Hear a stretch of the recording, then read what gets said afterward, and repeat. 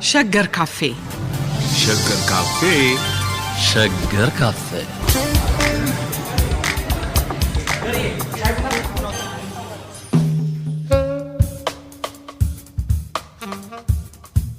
ዛሬ ወደ ሸገር ካፌ የጋበዝኩት የህግና የአስተዳደር ባለሙያው አቶ አሮን ደጎል ነው። አሮን ከሸገር ካፌ ራቅ ብትልም ከሸገር አልራቀም።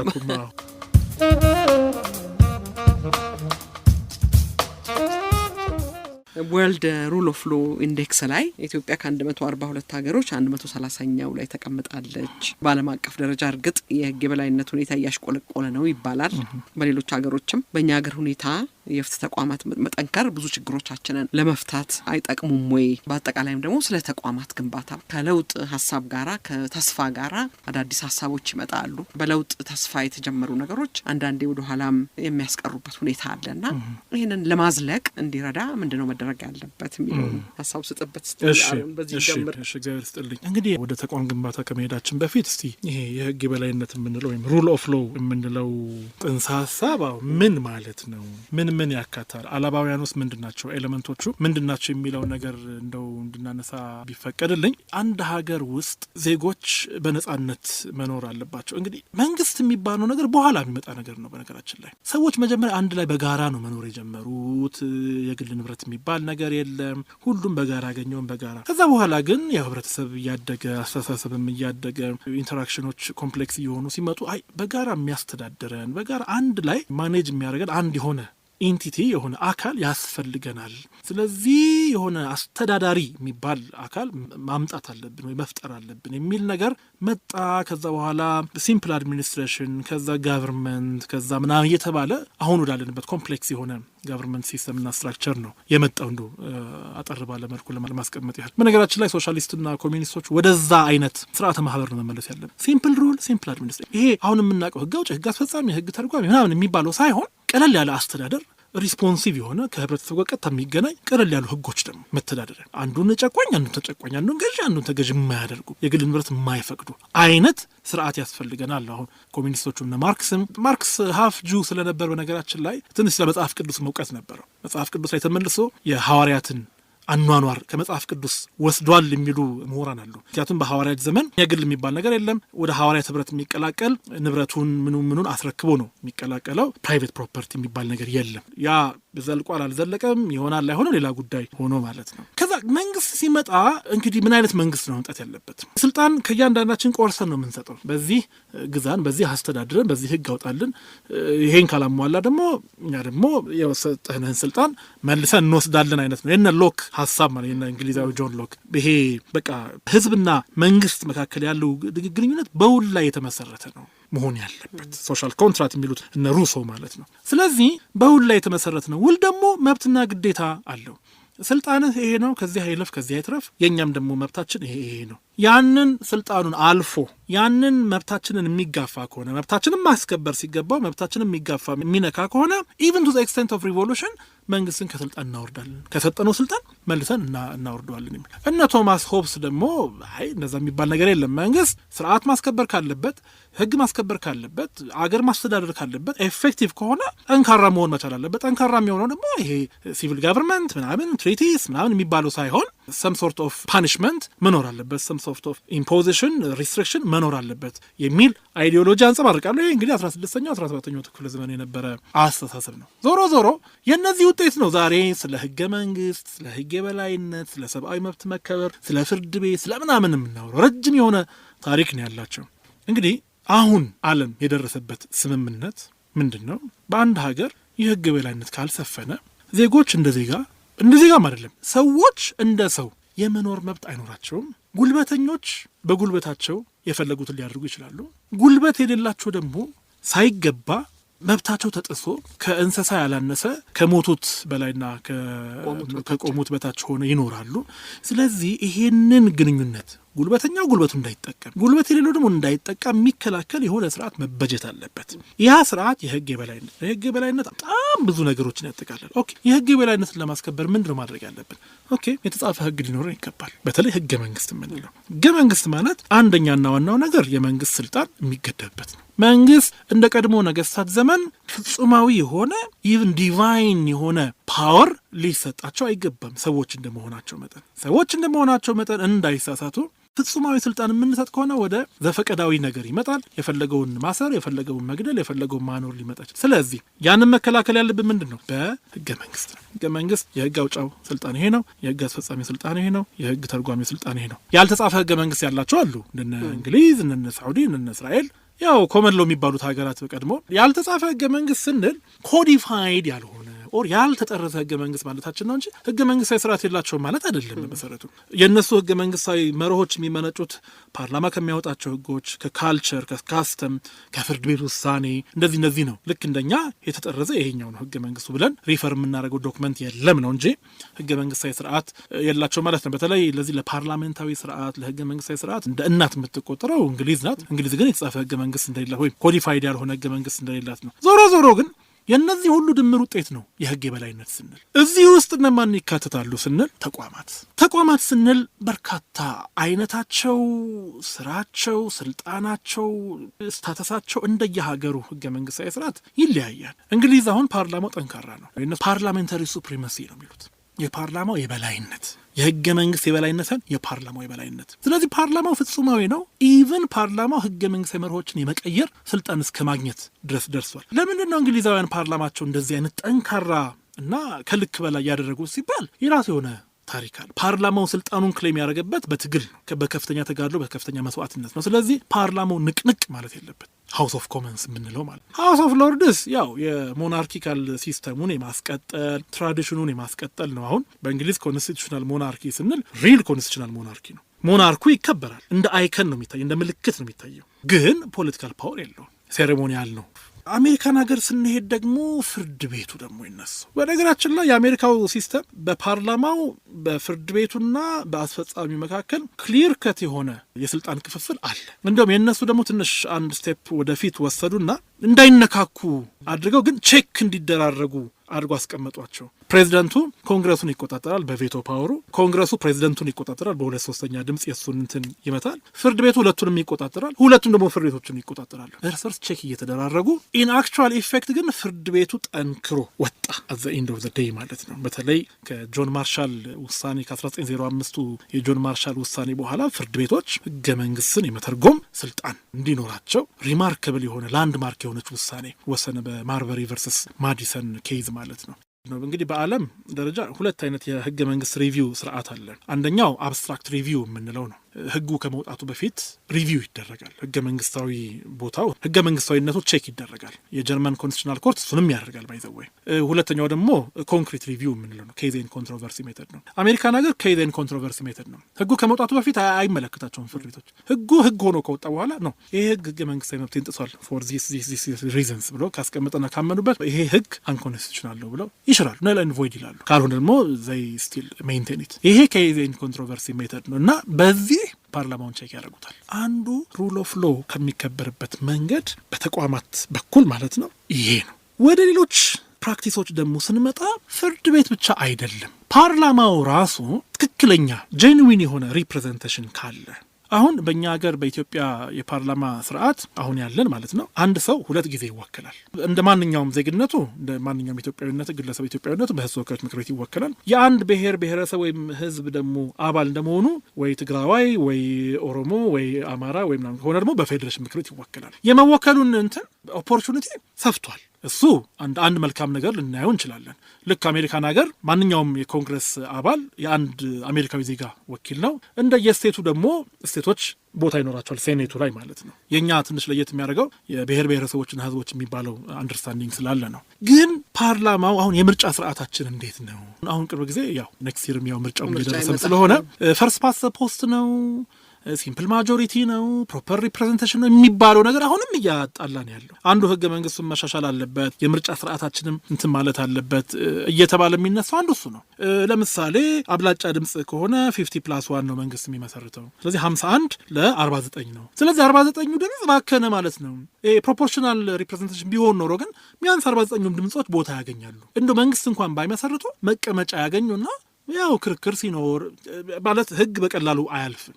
በነገራችን ላይ ምርጫ 97 አካባቢ እንዲህ አይነት ፖሲቢሊቲ ነበረ በኢህአዴግ ዘመን ማለት ነው። ኢህአዴግ ወደ 200 ነው 300 ምናምን መቀመጫ ያዘ፣ ተቃዋሚው ጎራ ወደ 100 ምናምን መቀመጫ ያዘ። በጣም በቃ ኃይለኛ ጭቅጭቅ ኃይለኛ እንትን ነበር። ልክ 2002 ምርጫ ሲመጣ 547 ለ1 ሆነ። አንድ ተቃዋሚ ብቻ በቦታ አገኘ። 547ቱ ኢህአዴግ እንትን አለና ይሄኛው ራሱ መስተካከል አለበት። አንዱ ሩል ኦፍ ሎ ከምናስከብርበት መንገድ የፓርላማው የመቀመጫ ስርዓት፣ የፓርላማው በምርጫ የሚመጣበት ስርዓት። በነገራችን ላይ ፓርላሜንታሪ ሲስተም ስለምን እንከተላለን የሚልም አርጊመንት አለ እስከ ጥግ ድረስ ሄዶ። ፓርላሜንታሪ ሲስተም ሳይሆን ፕሬዚደንሻል ሲስተም ነው። ለምን ፕሬዚደንሻል ሲስተም? ሁለቱም ለየቅል ነው አመጣጣቸው። ፓርላሜንታሪ ሲስተም መጀመሪያ ፓርላማ ይመረጥና ፓርላማ ላይ አብላጫ መቀመጫ ያለው ፖለቲካል ፓርቲ መንግስት ይመሰርታል። የእንግሊዙም እንደዛ ነው፣ የእስራኤሉም እንደዛ ነው፣ የእኛም እንደዛ ነው። ፕሬዚደንሻል ሲስተም ግን ፓርላማ አብላጫ ድምፅ ያዘም አልያዘም ኢዳዝም ማተር ሊይዝ ይችላል ገዢው ፓርቲ። ከዛ ኤክስ የሚባለው ግለሰብ ደግሞ ፕሬዚደንት ሆኖ ተወዳድሮ ኢንዲፔንደንትሊ ይመጣል። የሚገናኙት መንግስት ሲመሰርቱ ነው። የሚገናኙት ፓርላማ ነው። ወይል የራሱ የሆነ ድሮባክ አሉ። ይሄ ስምምነት ባይገኝስ? የአሜሪካውን እያየ ነው። በኦባማ ጊዜ ጋቨርንመንት ሸዳውን አጋጥሞ ነበር እናስታውሳለን። ለምን በጀት አናጸድቅም አሉ ሪፐብሊካኖቹ። ኢቭን አብላጫ ድምጽ ባይኖራቸው እኩል ለኩል ተቀራራቢ ድምጽ ከሆነ አስቸጋሪ ሎቢ ያደርጋሉ። ለምሳሌ አንዳንድ ጊዜ ዲሞክራት ሆኖ ግን የራሱ ፓርቲ መሪ ያመጣው ሀሳብ ለአሜሪካ አይጠቅምም ብሎ በጣም ካመነበት ሊቃወም ይችላል።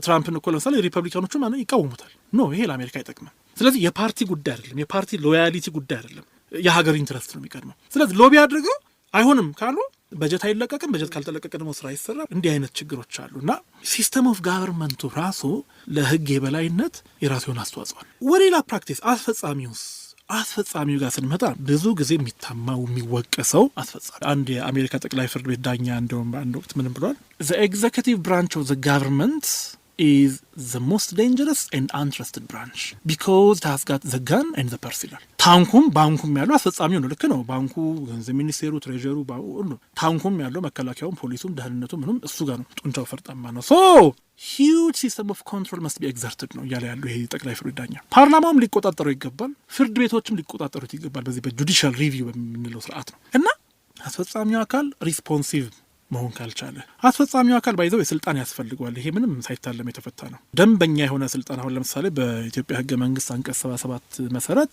የሚኒስትሮች ምክር ቤት ያስፈጻሚው ቁንጮ ነው። ያስፈጻሚው የበላይ ነው፣ የመጨረሻ ነው። ስልጣኖቹ ምንድን ናቸው? ፓርላማ ያወጣውን ሕግ ያስፈጽማል፣ ፖሊሲ ያረቃል፣ ፖሊሲ ያስፈጽማል። በርካታ ወደ 13 የሆኑ ኢቭን በውክልና ሕግ የማውጣት ስልጣኑ ተሰጥቶታል። በህገ መንግስታችን አንቀጽ 77 ንዑስ ቁጥር 13 የህዝብ ተወካዮች ምክር ቤት በሚሰጠው ስልጣን መሰረት ደንቦችን ያወጣል። ባይዘወይ ያቺ የህዝብ ተወካዮች ምክር ቤት የውክልና ስልጣን የሚሰጥባት ክሎዝ ማንኛውም አዋጅ ላይ አሁን ብዙ ሰው አዋጅ ሲያነብ የመጨረሻዎቹን ድንጋጌዎች ልብ አይላቸው። ሚስሌኒየስ ፕሮቪዥንስ የሚባሉ አሉ፣ ልዩ ልዩ ድንጋጌዎች። እነዚህ ወሳኞች ናቸው። ኢፌክቲቭ ዴት ክሎዝ አለ፣ ሪፒል ክሎዝ አለ፣ ኢኔብሊንግ ክሎዝ አለ፣ ትራንዚተሪ ክሎዝ አለ። ኢኔብሊንግ ክሎዝ ወሳኝ ናት። እዛች ኢኔብሊንግ ክሎዝ ውስጥ የሚኒስትሮች ምክር ቤት ይህንን አዋጅ ለማስፈጸም ደንብ ያወጣል ወይም ደንብ ሊያወጣ ይችላል የምትል ክሎዝ ከሌለች የፈለገውን ያህል አስፈላጊ ቢሆን ካቢኔው ደንብ የማውጣት ስልጣን የለውም። ለምን? ውክልናው አልተሰጠውማ። ፓርላማ ውክልና መስጠቱን የሚገልጸው በዛች አዋጅ ያችን ክሎዝ በማስቀመጥ ነው። የሚመለከተው መስሪያ ቤት ደግሞ መመሪያ ያወጣል ብሎ ካላስቀመጠ ያ ተቋም መመሪያ ማውጣት ስልጣን ካወጣ አንኮንስቲቱሽናል ይሆናል።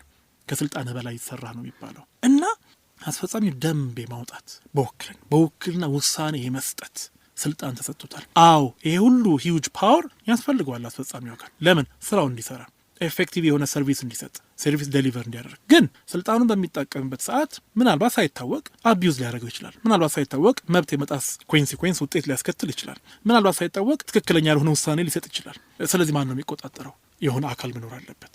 ስለዚህ ፓርላማው ሪፖርት አቅርብ እያለ ይጠራዋል ይላል ህገ መንግስታችንም ይላል። ፓርላማው ጠቅላይ ሚኒስትሩን በፈለገ ሰዓት ጠርቶ ሪፖርት እንዲያቀርብ፣ ጥያቄዎች እንዲመለስ ያደርጋል ይላል። በመደበኛው ስርዓት ደግሞ ሪፖርት ሲያቀርብ ጥያቄዎችን መጠየቅ፣ ጥያቄ ሲጠየቅ የመለስከው መልስ የሰጠው ምላሽ ትክክል አይደለም፣ ስለዚህ አንቀበልም፣ ስለዚህ መንግስትም ኩዌስችነብል ነው አይሆንም ብለው ቻሌንጅ ማድረግ ይችላሉ። ስልጣኑ አላቸው፣ በእጃቸው ነው ስልጣኑ፣ በህገ መንግስቱ መሰረት ማለት ነው። ስለዚህ አስፈጻሚው አካል ስልጣኑ ይሰጠዋል። ከስልጣኑም ጋር አብሮ ምን ይመጣል? ተጠያቂነቱ ይመጣል። ሌላ የህግ የበላይነት የምናስከብርበት መንገድ ማለት ነው።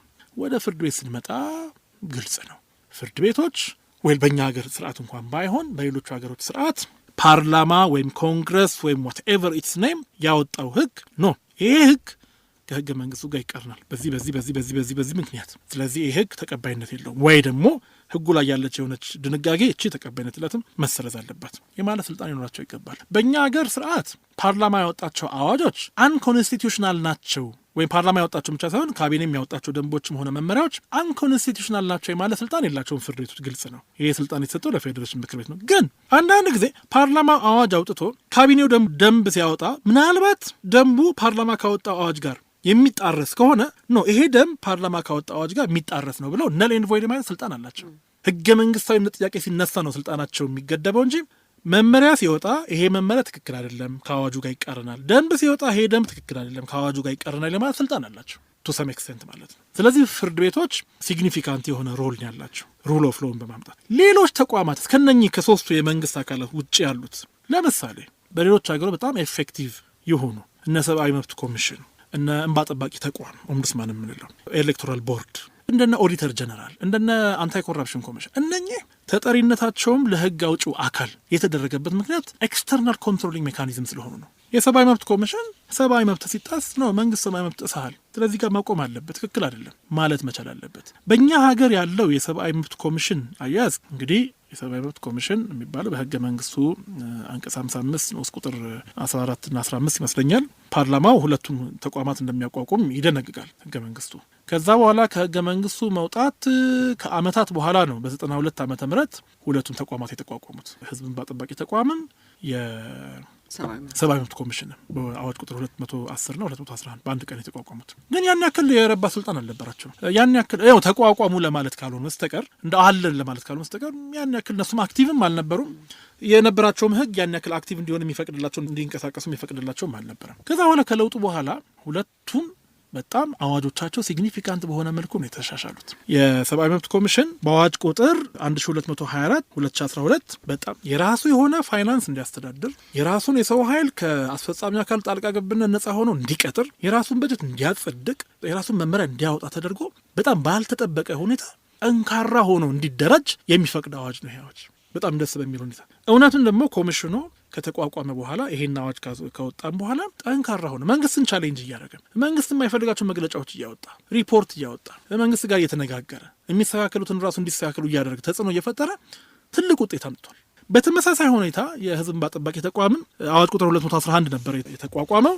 እሱም እንደዚሁ በተመሳሳይ ሁኔታ ልክ እንደ ሰብአዊ መብት ኮሚሽን በሌላ አዋጅ እንዲሻሻል ተደረገ። ይሄ አዋጅ ቁጥር 1142 2011 ከሰብአዊ መብት ኮሚሽን ቀድሞ ነው የወጣው። ይሄም የነበሩትን የህግ ማዕቀፍ ችግሮች ቀርፎ የራሱን የሰው ኃይል እንዲያስተዳድር፣ የራሱን ፋይናንስ እንዲያስተዳድር ያለ ገንዘብ ሚኒስቴር ጣልቃ ገብነት፣ እነዚህ ሁሉ ተሻሽለው እውነትም እንባ ጠባቂ ተቋም በጣም ጠንካራ ሆኖ መንግስትን ቻሌንጅ እያደረገ በዋነኛነት አስተዳደራዊ በደሎችን፣ አስተዳደራዊ ጥፋቶችን እየመረመረ ሪፖርት እያደረገ ለፓርላማ በጣም ውጤታማ ሆኖ ቀጥሏል። እነዚህ ተቋማት ጠንካራ መሆናቸው አንዱ ለህግ የበላይነት መስፈን የራሳቸው የሆነ ሚና አላቸው። እንግዲህ ምንድን ነው ከዚህ ከለውጡ ጋር እነኚህ ሁለቱን ተቋማት አንስታል። የኢትዮጵያ የህግና ፍትህ አማካሪ ካውንስል ተቋቁሞ ባለሙያዎች ኤክስፐርቶች የነበሩበት ነው። የህግ ማሻሻያዎች ተደርገዋል። እንደገና አሁን እነዚህ የህግ ማሻሻያዎች አሁን ለምሳሌ የጸረ ሽብር ህጉ፣ የመገናኛ ብዙኃን ወይም የሚዲያ ህጉ፣ የሲቪል ሶሳይቲ እነኚህ ሁሉ ከጥቂት ዓመታት በኋላ እንደገና ማሻሻያ ተደርጎባቸዋል። የህግ ማሻሻያ ፕሮሰስ አካሄዱ፣ አሰራሩ የተቀመጠ ስርዓት ሊኖረው አይገባም ወይ? በጊዜ አይገደብም ወይ? እንግዲህ አንዳንዶቹ በጣም ከፍተኛ ቅሬታ እየቀረበባቸውም ቢሆን ይጸድቃሉ። ይሄ ወዴት ይወስደናል? አሁን እንግዲህ በዚህ ዓመት 37 ህጎች ማሻሻያ ተደርጎባቸዋል ይላል። ወደ ኋላ መለስ ብለን ስንመለከት እንደዚህ አይነት አካሄዶች ሲደጋገሙ አይተናል። ፈቃጅ የነበሩ ህጎች እንደገና ከልካይ ይሆናሉ። ስለዚህ ይህንን የሚመለከት ሪቪው የሚያደርግ ጠንካራ ተቋም መኖርስ የለበትም ወይ? ቅድም ያልኩት ነው። በእርግጥ ፓርላማ ህግ ሲያወጣ እንዴት ነው የሚያወጣው? ቋሚ ኮሚቴዎች ሪቪው ሲያደርጉ እንዴት ነው ሪቪው የሚያደርጉት? ቋሚ ኮሚቴ ሲደራጁ እንዴት ነው የሚደራጁት? የሚል በተመለከተ ፓርላማው የራሱ የሆነ ደንብ አለው። ፓርላማ የህግ አወጣጥ ስርዓትን በተመለከተ ደንብ አለው። በዛ ደንብ መሰረት ነው እንግዲህ ምንድን ነው ማሻሻያም ሲቀርብ አዲስ አዋጅም ኢኒሼት ሲደረግ በዛ ደንብ መሰረት ኢኒሼት እንዲያደርገው ስልጣን የተሰጣቸው አካላት አሉ። ተቋማት ኢኒሼት ያደርጋሉ፣ ግለሰቦችም ኢኒሼት ያደርጋሉ። ፕሮሲጀሩን ጠብቀው ኢኒሼት ከተደረገ በኋላ ለፓርላማ ይቀርባል። ለፓርላማ ከቀረበ በኋላ ፓርላማው በሁለት መንገድ ሊያጸድቀው ይችላል። ለቋሚ ኮሚቴ መርቶ ቋሚ ኮሚቴ በራሱ ሂደት ሪሰርች ሰርቶ የህዝብ አስተያየት ሰብስቦ በሚያቀርበው የውሳኔ ሀሳብ ሊጸድቅ ይችላል።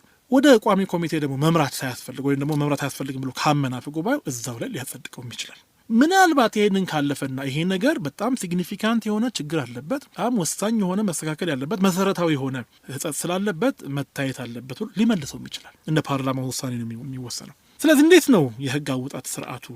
መጀመሪያ እንግዲህ ድራፍት ነው የሚዘጋጀው በሚመለከተው አካል ወይ ደግሞ እኔ ድራፍት እንዲዘጋጅልኝ በዚህ ኤሪያ ላይ ህግ እንዲወጣልኝ ኦር ደግሞ ነባር ህግ እንዲሻሻልልኝ ይፈልጋሉ ብሎ ያመነ አንድ ማንኛውም አካል መጀመሪያ ጥናት ማድረግ አለበት ይላል የህግ አወጣት ደንቡም ራሱ።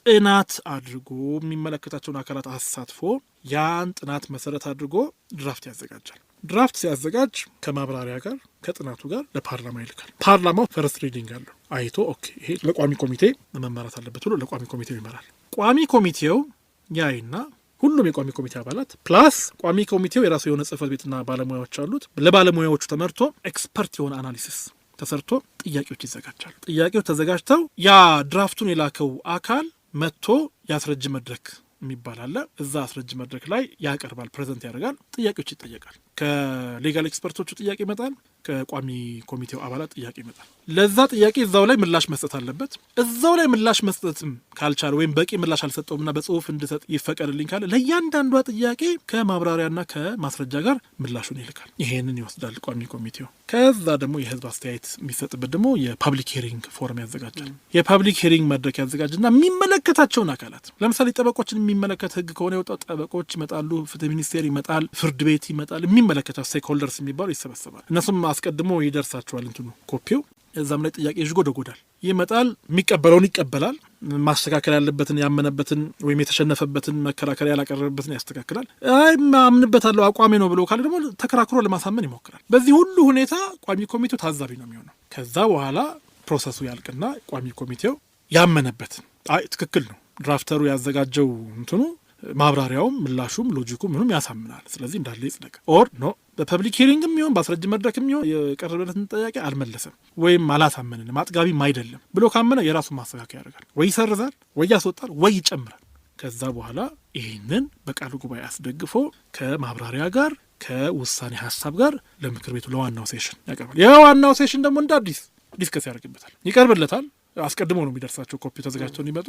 እዛ ላይ ኃይለኛ ፍጭት። ከዛ ቋሚ ኮሚቴው ማብራሪያ ይሰጣል። ይሄን ለምን ሰረዛችሁት? ይሄን ለምን ጨመራችሁ? ይሄን ለምን አላሻሻላችሁም? ይሄን ለምን አልሰረዛችሁም? የሚል ከዋናው ምክር ቤት ደግሞ ይመጣልታል። ከዛ በኋላ ይጸድቃል። ላይጸድቅም ይችላል። ኖ እናንተም ያላሻሻላችሁት ድራፍተሩም ያላሻሻለው አሳማኝ አይደለም፣ ወይ የጨመራችሁት መውጣት አለበት፣ ወይ ያልጨመራችሁት ያልነበረ መኖር የነበረበት የህዝብን ጥቅም የሚነካ የሀገርን ጥቅም የሚነካ የሰውን መብት የሚነካ መጨመር ነበረበት። ይሄ በጣም አቢዩዚቭ የሆነ ይሄ በጣም ኦፕሬሲቭ የሆነ ህግ ነው፣ ወይም ደግሞ ይሄ መንግስትን ጥቅም የሚነካ ነው፣ አላግባብ እንትን ሰጥቷል፣ መብት ለጥጦ ሰጥቷል ብሎ ካመነ ኖ ይላል። ይሄ ነው እንግዲህ ፕሮሰሱ። ሁሉም ህጎችም ሆነ በተለይ በፓርላማ የሚወጡ አዋጆችም የሆኑ ደንቦች በዚህ አይነት ፕሮሰስ ነው የሚያልፉት። ወደ አነሳሻቸው ነጥቦች ስንመጣ የጸረ ሽብር ህጉ፣ የሚዲያ ህጉ፣ የሲቪል ሶሳይቲ ህጉ በዚህ አይነት ፕሮሰስ ነው ሄደው ረጅም ጊዜ በተለይ ባለፉት 27 ዓመታት በጣም ብዙ ሲባልባቸው ነበር።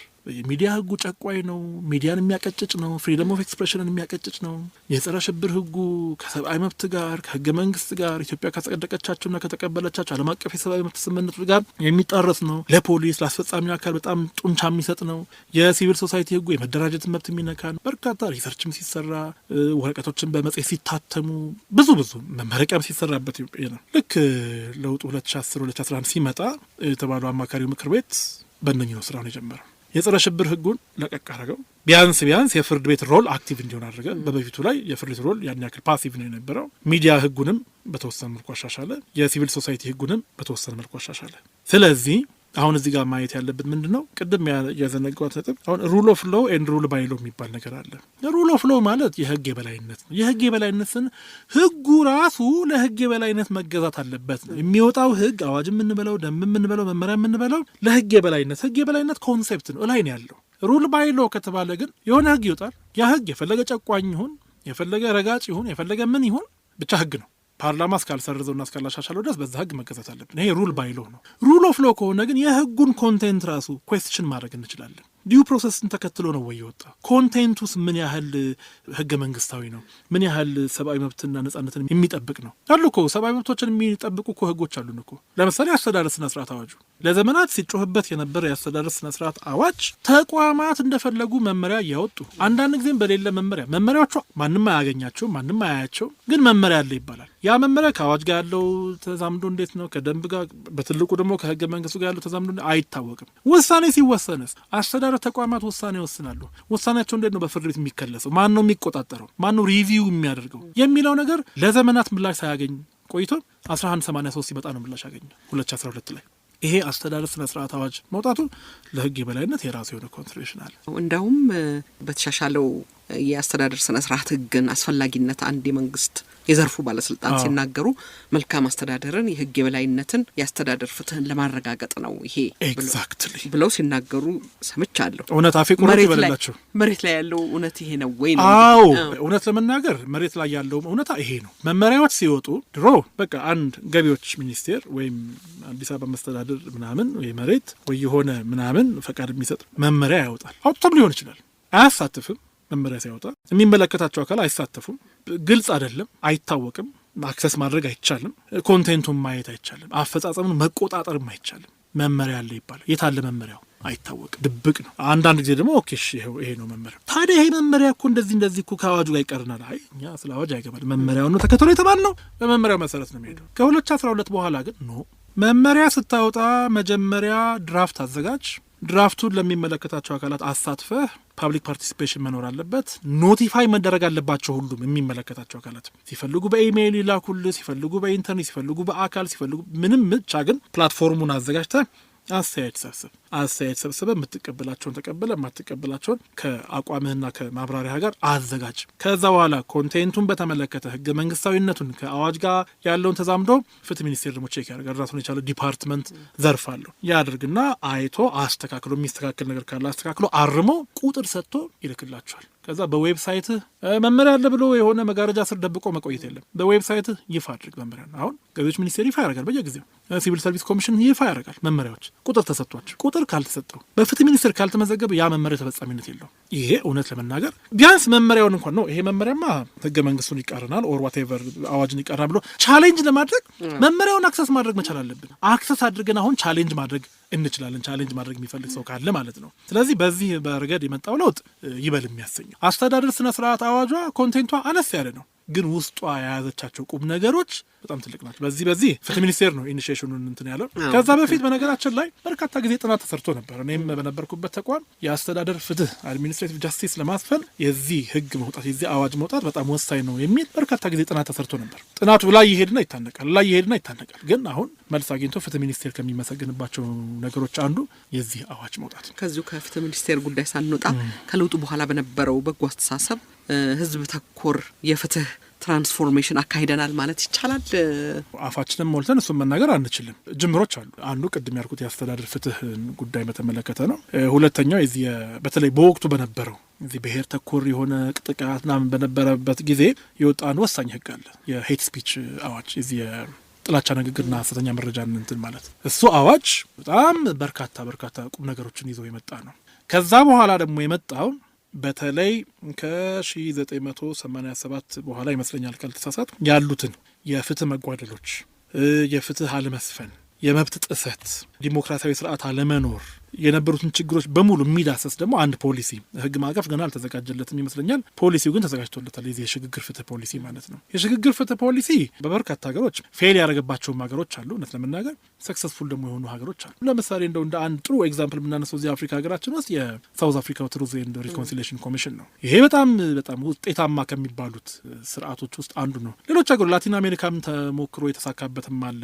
ምስራቅ አውሮፓ ከዚህ ከሶቪየት ህብረት የቀድሞ ሶቪየት ህብረት መፈራረስ ጋር ተያይዞ የነበረውን ትርምስ እንትን ለማለት የተቋቋሙ ተቋማት ነበሩ። የተሳካላቸዋሉ፣ አልተሳካላቸዋሉ። እሱን እንደ ተሞክሮ በመውሰድ ጥናት ተደርጎ አማራጮች ቀርቦ ፖሊሲው ጸድቋል። ፖሊሲው ከጸደቀ በኋላ ወደ ፍርድ ቤት የሚሄደው የትኛው ነው፣ ወደ ሪኮንሲሊዬሽን ወደ እርቅ የሚሄደው የትኛው ነው፣ ወደ ካሳ ወደ ሪፓሬሽን የሚሄደው የትኛው ነው በተመለከተ ራሱን የቻለ ዘርዘር ያለ የህግ ማዕቀፍ ያስፈልገናል። ያ የህግ ማዕቀፍ ገና አልወጣም። ሌላው ደግሞ ፍትህን ለማስፈን እና ብሎም ደግሞ የህግ የበላይነትን ለማስፈን ደግሞ ዋነኛው ቱል ብዬ በራሴ የማስበው የህገ መንግስቱ መሻሻል ነው። ህገ መንግስታችን ጥሩ ህገ መንግስት ነው። አሁን ባለበት ሁኔታ ራሱ ሊያሰራ የሚችል ህገ መንግስት ነው።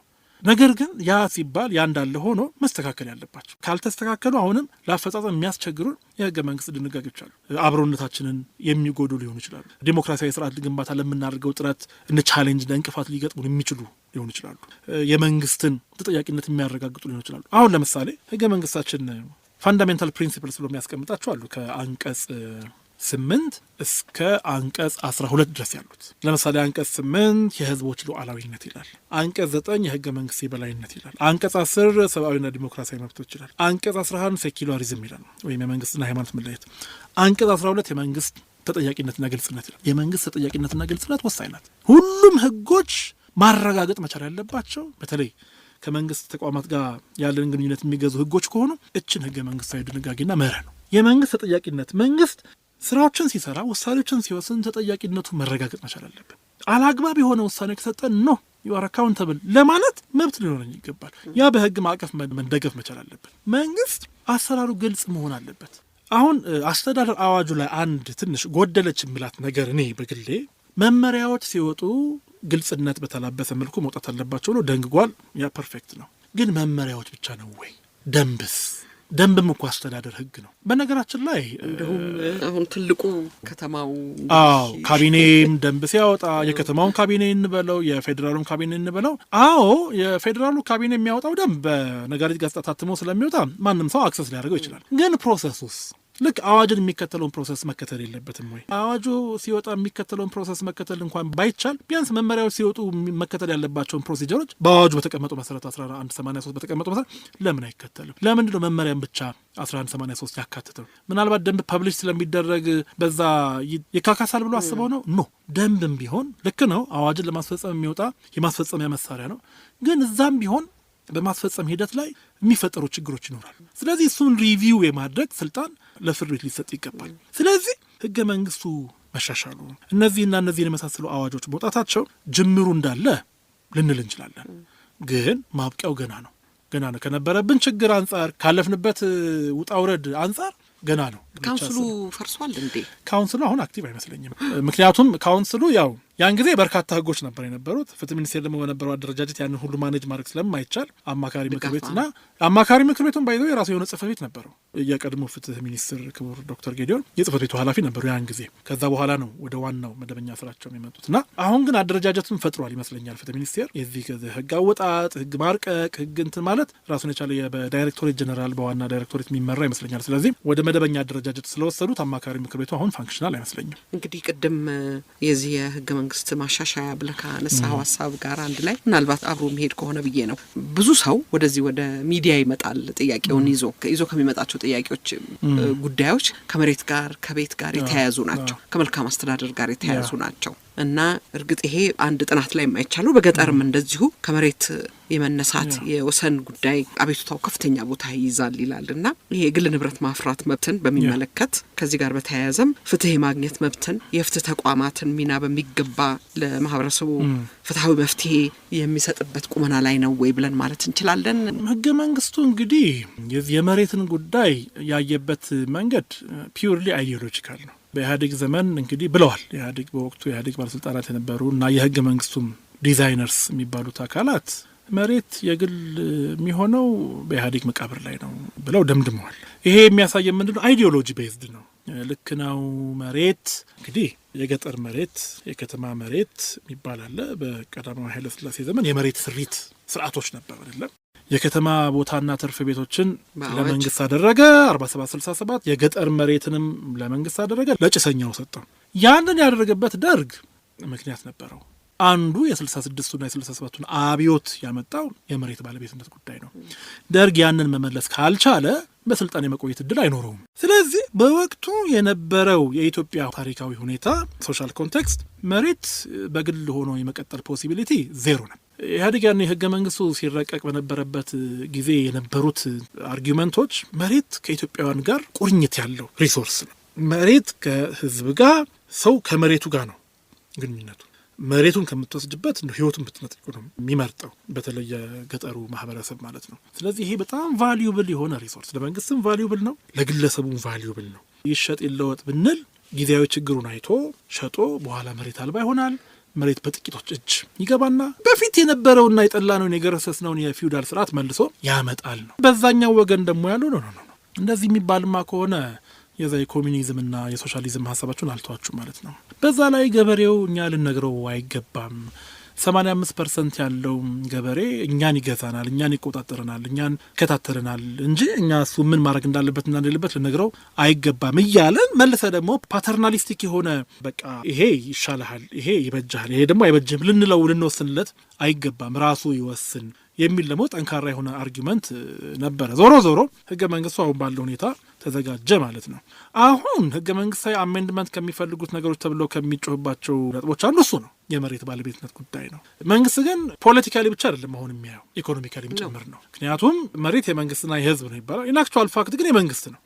በእርግጥ የመንግስትና የህዝብ መንባሉ የራሱ የሆነ ጥቅም ሊኖረው እንደሚችለው ሁሉ የራሱ የሆነ ጉዳት አለው። መሬት አሁን ኢንአክቹዋል ፋክት እየተሸጠ ነው፣ እየተቸበቸበ ኢቭን በግለሰቦች ደረጃ ማለት ነው። የሆነ ዛኔ ጋባ ቤት ሰርቶ 1000 ካሬ ሜትር በሚሊዮን የሚቆጠር ብር ይሸጠዋል። ምን ነው ሲባል ቤቱን ሊሸጥኩት ይላል። አክቹዋሊ ቤቱ የዛን ያህል ብር እንደማያወጣ ግልጽ ነው። ፍሪደም ኦፍ ኮንትራክት ስላለ ምናልባት ይሄ ምንድን ነው መሬት የሚሸጥ የሚለወጥ ቫሉብል የሆነ ሪሶርስ ቢሆን ኖሮ እንዲህ አይነት ኮራፕሽንን መግቢያ ማያገኝም ነበር ነው አንዱ ኢኮኖሚስቶቹ አርጊው የሚያደርጉበት። ሌላው ደግሞ ማህበረሰቡ ከመሬት ጋር ያለው ቁርኝት ጠንካራ ነው ብለህ የምታምን ከሆነ ይሄ መግፋቱም እኮ አይመጣም ማለት ነው። እሱም አለ። እንግዲህ የዚህ የመሬት ጉዳይ የዚች የብሔር ብሔረሰቦችና ህዝቦች የራስን ዕድል በራስ የመወሰን ጉዳይ በተለይ ከአርቲክል 39 ጋር ተያይዞ ሌሎችም በተለይ ሁለቱ እስከዛሬ ድረስ በቃ በኢትዮጵያ የኢፌድሪ ህገ መንግስት 1987 ከጸደቀበት ጊዜ ጀምሮ እስካሁን ድረስ እነኚህ ነገሮች ካልተስተካከሉ ሰላም አናገኘም የሚባሉት ሁለት ፕሮቪዥኖች ናቸው። እነዚህ ሁለት ፕሮቪዥኖች አሁንም ያለው መንግስት በቀላሉ ያያቸዋል ብዬ አልገምትም እኔ። ምክንያቱም ሁለቱም ፖለቲካሊ ባክድ የተደረጉ ፕሮቪዥኖች ናቸው። በነገራችን ላይ አርቲክል 39 ከሰዎች ጋር ያጣላው እስከ መገንጠል የምትለው ፕሮቪዥን ናት እንጂ የራስን ዕድል በራስ የመወሰን መብት ማንም ሰው የሚቃወም ያለ አይመስለኝም። የሚቃወም ካለ ወይ ኮንሴፕቱ አልገባውም ማለት ነው ወይ ደግሞ ሌላ ምክንያት አለው ማለት ነው እንጂ ትክክል ነው። እንደ ኢትዮጵያ አይነት ከ80 በላይ ብሔር ብሔረሰቦችና ህዝቦች ያለባት ሀገር የራስን ዕድል በራስ የመወሰን መብት ካላከበረች በስተቀር አብሮነት የሚባለው ነገር አይመጣም። ትክክል ነው። ግን ያ ተለጥጦ እስከ መገንጠል ድረስ ነው መሄድ ያለበት ወይ ነው ጥያቄው። የኛ ህገ መንግስት ባይዘወይ አንዱ ቻሌንጅ የሚደረግበት ለመለያየት መንገድ አለው። የራስን ዕድል በራስ የመወሰን መብት ኢቭን አንድ ብሔር ብሔረሰብ ክልል ለመሆን ምን አይነት ስቴፕ መከተል አለበት የሚለውን አንቀጽ 47 አንቀጽ 48 ያስቀምጣል ህገ መንግስታችን። ስለዚህ አንድ ብሔረሰብ መጀመሪያ በወረዳ የነበረ ከዛ ዞን ሲሆን ከዞን ወደ ክልል ከክልልም ደግሞ ቶታሊ ወደ ሀገርነት ሲሄድ ምን አይነት ፕሮሰስ መከተል እንዳለበት ህገ መንግስታችን ያስቀምጣል። ዋት አባውት ዘ አዘር ዌይ ራውንድ ክልል የነበረ ኦር ሌላ አገር የነበረ ከኢትዮጵያ ጋር ልሁን ለምሳሌ ኤርትራ ከኢትዮጵያ ጋር መሆን እፈልጋለሁ ብትል ህገ መንግስቱ የሚያስተናግድበት ሜካኒዝም አለ? ኖርማሊ የለም። ስለዚህ ይሄ ህገ መንግስት ዝም ብሎ የሚገፋ ነው እንጂ የሚስብ የሚቀላቅል ነገር የለውም። እንደው አትሊስት ባላንስ ማድረግ የለበትም ወይ የሚልም አርጊመንት ይነሳልና ይሄ በጣም ረጅም ጊዜ የሚፈልግ ይመስለኛል። ረጅም ጥናት የሚፈልግ ይመስለኛል። የዓለማትን ተሞክሮ ማየት የሚፈልግ ይመስለኛል። ሁሉም ብሔር ብሔረሰቦችና ህዝቦች ደግሞ ሊስማሙበት ይገባል። በነገራችን ላይ እችን ፕሮቪዥን ለማሻሻል ህገ መንግስቱ ራሱ የሚሄድበት ፕሮሲጀር በጣም ከበድ ያለ የማሻሻያ ስርዓት ነው ያለው፣ እችን ፕሮቪዥንና ሌሎችን በተመለከተ ማለት ነው። ስለዚህ የህገ መንግስት ማሻሻሉ ፕሮሰስ ያው ረጅም ጊዜ ሊወስድ እንደሚችል ታውቆ ግን አንዱ ፍትህን ለማስፈን ኮንስቲቱሽናል ጀስቲስ ሲሰፍን ባይዘው ፖለቲካል ጀስቲስ አብሮ ይመጣል፣ ኢኮኖሚክ ጀስቲስ አብሮ ይመጣል፣ ሶሻል ጀስቲስ አብሮ ይመጣል፣ ፒውር ሊጋል ጀስቲስ የምንለው ደግሞ አብሮ ይመጣል፣ ህጋዊ ፍትህ ይመጣል፣ ኢኮኖሚያዊ ፍትህ ይመጣል። ምክንያቱም ለዚህ ሁሉ ችግርም መንስኤ ለዚህ ሁሉ ችግር ደግሞ መፍትሄውን ህገ መንግስቱ ጋር ያለው ህገ መንግስቱ በምንለው ልክ መንግስትን በሚፈልገው ህዝቡን በሚፈልገው ብሔር ብሔረሰቦችና ህዝቦችን በሚፈልጉት ልክ መሻሻል ከቻለ የሪሶርስ ችግር እኮ የለብንም። ኢትዮጵያ እኮ የሪሶርስ ችግር ኖሮባት አያውቅም። ስለዚህ ተቋማት መጠንከራቸው፣ ህገ መንግስታዊ ማሻሻያዎች መምጣታቸው፣ አሁን የተጀመሩት ደግሞ የዚህ የፍትህን የማስፈን ፍትህ ሊያሰፍኑ የሚችሉ የህግ ማዕቀፎች የፖሊሲ ማዕቀፎች እየመጡ አሁን የሽግግር ፍትህ ፖሊሲ ከጸደቀ ኦልሞስት አመት አልፏል ይመስለኛል። ግን እሱን ፖሊሲውን የሚያስፈጽም ዝርዝር አዋጅ እስካሁን አልወጣም። ስለዚህ ቢያንስ በሚቀጥለው አመት የመንግስት የመጨረሻው የ5ኛው አመት ስለሆነ ያን የህግ ማዕቀፍ ወደ ተግባር ቢያመጣ ፍርድ ቤቶችም አዋጁን ወጥቶላቸው በአዋጁ መሰረት መዳኘት ቢጀምሩ ቢያንስ ውጤቱን ፍሬውን ማጣጣም ብንጀምር ማለት ነው። ሀገራዊ ሰላም ደግሞ ቢፈጠር ወቅታዊ ችግር አሁን እሱ የሆነው ስለሆነ ሀገራዊ ሰላም ደግሞ ቢፈጠር አቃፊ ቢሆን ሌላው ችግር እኮ ማንም ያስተዳድር ማንም ምንም የኢትዮጵያ ህዝብ ችግር የለበትም። እንደው አንድ ነገር በዚህ የሀገራዊ ምክክር ኮሚሽኑን የአጀንዳ ማሰባሰብ ተከታተሏል ብዬ አስባለሁ። ጨርሰዋል መሰለኝ ይመስለኛል። ጨርሰዋልና ንገታ ያየኸው ካለ ብዙ ሰው የተስማማበት ጥያቄ ምንድነው? እውነት ለመናገር በጣም አክሮስ ዘ ኔሽን ማለት እችላለሁ የዚህ የህገ መንግስቱ ከሚሻሻልበት ሁሉም የተስማማበት ከልሂቅ እስከ ደቂቅ ከባለሙያ እስከ ባለሙያ ያልሆኑ አካላት የተስማሙበት የህገ መንግስት ፍርድ ቤት መቋቋም። ሌሎቹ ላይ ልዩነት ይኖራል። ኦፍ ኮርስ የሚጠበቅ ነው። ለምሳሌ የራስን በራስ የመወሰን እስከ መገንጠል መብት ሊሻሻል ይገባል አይደለም አይገባም፣ ይሄ ዋስትናችን ነው ኖ ሊሻሻል ይገባል ሀገር የሚበትን የሚል ልዩነት ሊፈጠር ይችላል። ችግር የለውም። በጊዜ ሂደት ስሩ ታይም ነው በዲስከሽን የምትፈቸው። የመሬት ጉዳይም እንደዛ አክሮስ ዘ ኔሽን ይሄ መሻሻል አለበት ሁሉም የተስማማበት ግን ብዬ የምወስደው የህገ መንግስት ፍርድ ቤት ነው። የህገ መንግስት ፍርድ ቤት ያስፈልገናል። ይህ ህገ መንግስት እኮ መዳበር ይችል ነበር። እንደው ምንም አይነት ማሻሻያ ማድረግ ሳያስፈልግ ምንም አይነት መሰረዝም መጨመርም መቀነስም ሳያስፈልግ በህገ መንግስት ትርጉም የአሜሪካ ህገ መንግስት 200 ምናምን አመት አልፎት አሁን ወደ 300 እየተጠጋ ይመስለኛል። በተወሰኑ ጊዜያት ነው ማሻሻያ የተደረገለት። ግን ህገ መንግስታቸው አሁን ምን ሆኗል?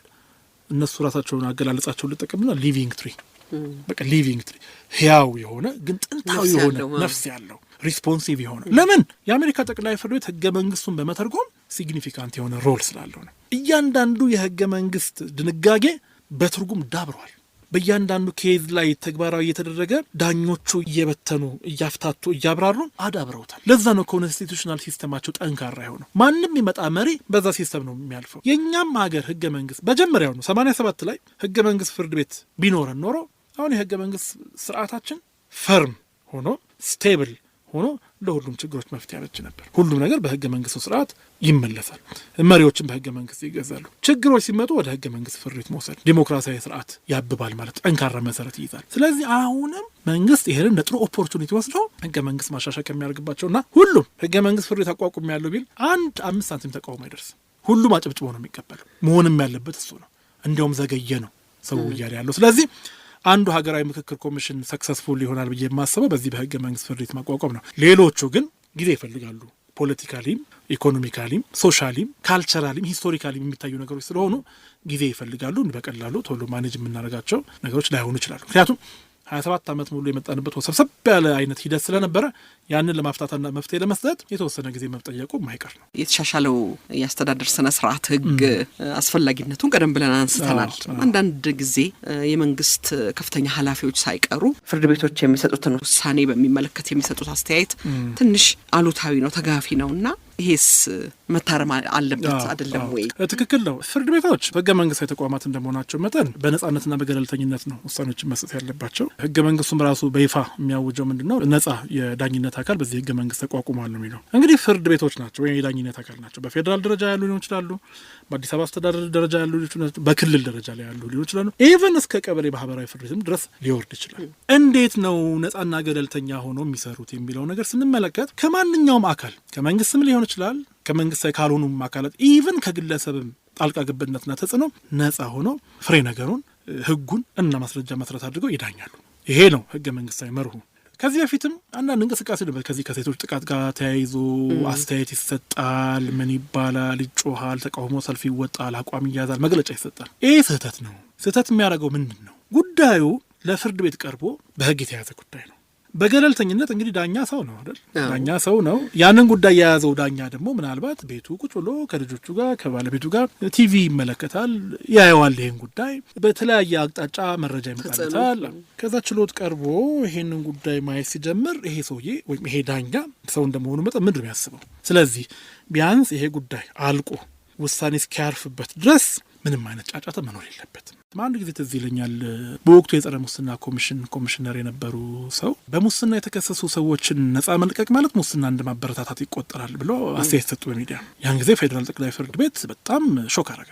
ፕሬዚደንቱ በቃ መግለጫ ይስጡ ማብራሪያ ይስጡበት ብለው እስከ መጠራት ነው። እኔ ዳኝነት ነጻነትን አከብራለሁ። እኔ አስተያየት ነው የሰጠሁት። አስተያየት ግን የዳኝነት ነጻነትን የሚነካ መሆን መቻል የለበትም ነው። አሁንም ውሳኔ ከተሰጠ በኋላ አስተያየት መስጠት ይቻላል፣ መተቸትም ይቻላል። ውሳኔው ማይዘው ይታተማሉ እኮ ውሳኔዎች በሰበር ውሳኔዎች ህትመት ላይ ይታተማሉ፣ በየጆርናሎች ይታተማሉ፣ ትችት ይጻፍባቸዋል፣ ኮሜንት ይጻፍባቸዋል። የዳኝነት ስርዓቱን ለማዘመን ይሄ የሚገባ ነገር ነው። ውሳኔ ከመሰጠቱ በፊት ግን ምንም አይነት አስተያየት መስጠት የለበትም፣ ኢምፓርሻሊቲያቸውን የሚነካ ስለሆነ ይሄ አንድ ነገር ነው። ሁለተኛው ደግሞ መንግስት፣ ፍርድ ቤትም የመንግስት አካል ነው። ባይዘው መንግስት አስፈጻሚው አካል እንደ አንድ ተከራካሪ ነው የሚቀርበው ፍርድ ቤት።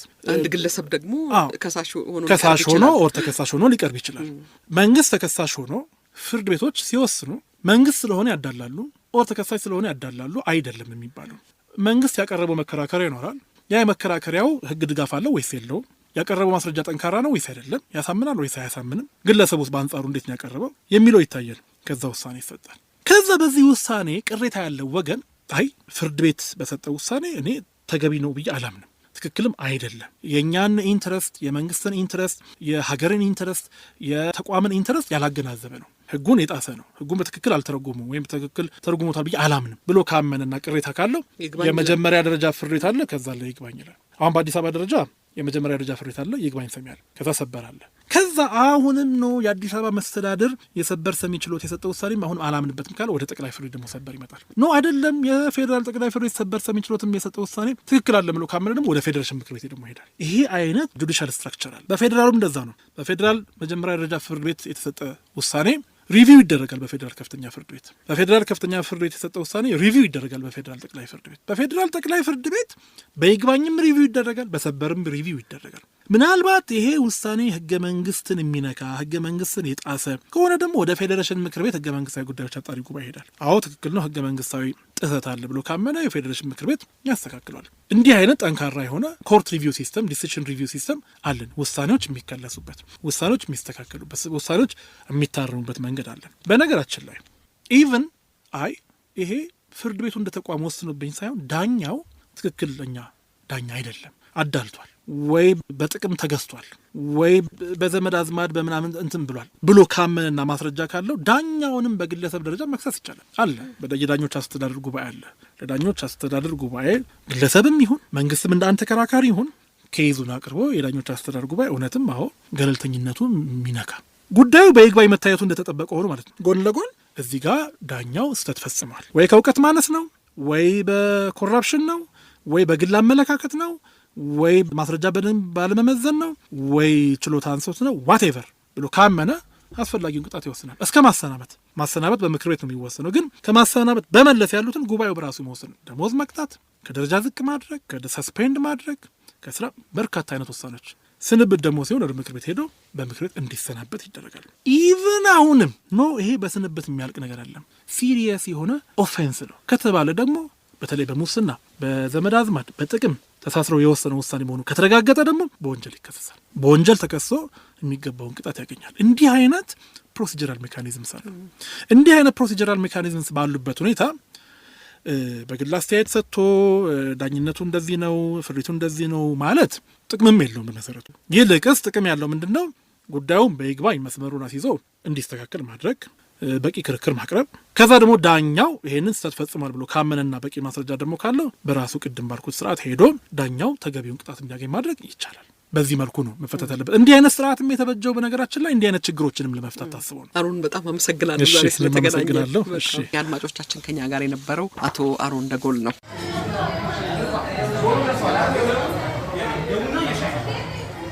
ሸገር ካፌ ሸገር ካፌ ሸገር ካፌ